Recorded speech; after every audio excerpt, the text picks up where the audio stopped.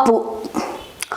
ಅಪ್ಪು ಅಂದರೆ ಪ್ರೀತಿ, ಅಪ್ಪು ಅಂದರೆ ಸರಳತೆ, ಅಪ್ಪು ಅಂದರೆ ನಗು, ಅಪ್ಪು ಅಂದರೆ ನಮ್ಮೆಲ್ಲರ ಪ್ರೀತಿಯ ಅಪ್ಪುಗೆ ಅಲ್ವಾ.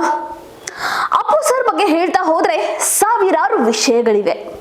ನಮ್ಮ ರಾಜಕುಮಾರನ ಬಾಲ್ಯದ ಬೆಟ್ಟದ ಹೂವಿಂದ ಹಿಡಿದು ಗಂಧದ ಗುಡಿಯವರೆಗಿನ ಬದುಕು.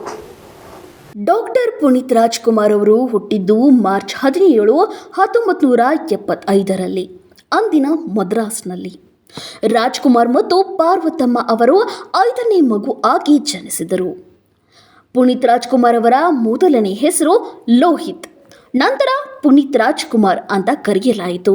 ಇನ್ನು ಮನೆಯವರ ಪಾಲಿಗೆ ಅಷ್ಟೇ ಅಪ್ಪು ಆಗಿದ್ರು. ನಂತರ ಅಪ್ಪು ಸಿನಿಮಾ ತೆರೆಗೆ ಬಂದ ಮೇಲೆ ಇಡೀ ಕರ್ನಾಟಕ ಮನೆ ಮನೆಗೂ ಅಪ್ಪು ಆದರು.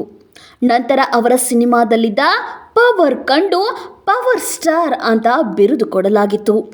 ರಾಜಕುಮಾರ್ಗೆ ಹೇಗೆ ಮುತ್ತುರಾಜ್ ಅಂತ ಹೆಸರು ಇತ್ತು, ಆಮೇಲೆ ರಾಜಕುಮಾರ ಆಗೋ ಹಾಗೆ ಜೀವನದ ಆರಂಭದಲ್ಲಿ ಕಡು ಕಷ್ಟ ಜೀವನವನ್ನು ಅವರ ಕುಟುಂಬ ಕಂಡಿತು.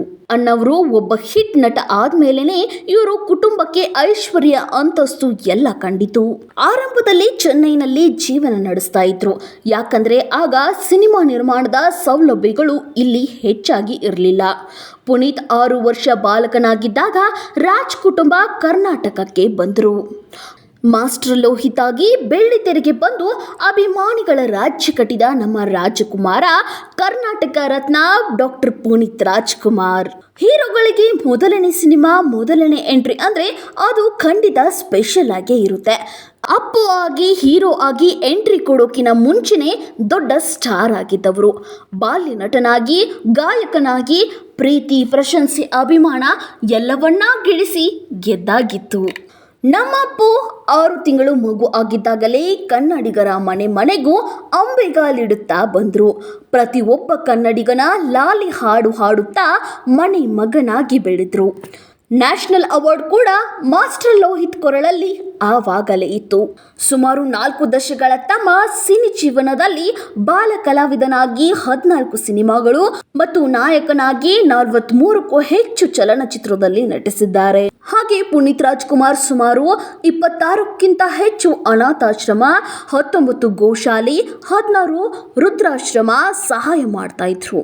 ಅಷ್ಟೇ ಅಲ್ಲದೆ ಸುಮಾರು 45ಕ್ಕೂ ಅಧಿಕ ಶಾಲಾ ಮಕ್ಕಳಿಗೆ ಓದಿಸ್ತಾ ಇದ್ರು.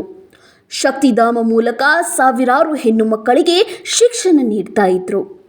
ಸದ್ಯ ಈ ಮಹಾನ್ ಕಾರ್ಯಗಳನ್ನು ಪುನೀತ್ ರಾಜ್ಕುಮಾರ್ ಅವರ ಧರ್ಮಪತ್ನಿ ಅಶ್ವಿನಿ ಪುನೀತ್ ರಾಜ್ಕುಮಾರ್ ಅವರು ಮುಂದುವರಿಸಿಕೊಂಡು ಹೋಗ್ತಾ ಇದ್ದಾರೆ. ಇನ್ನೊಬ್ಬರಿಗೆ ಸಹಾಯ ಮಾಡುವ ಮೂಲಕ ನೀವು ಅವರ ಮಾರ್ಗದರ್ಶನವನ್ನ ಪಾಲಿಸೋಣ.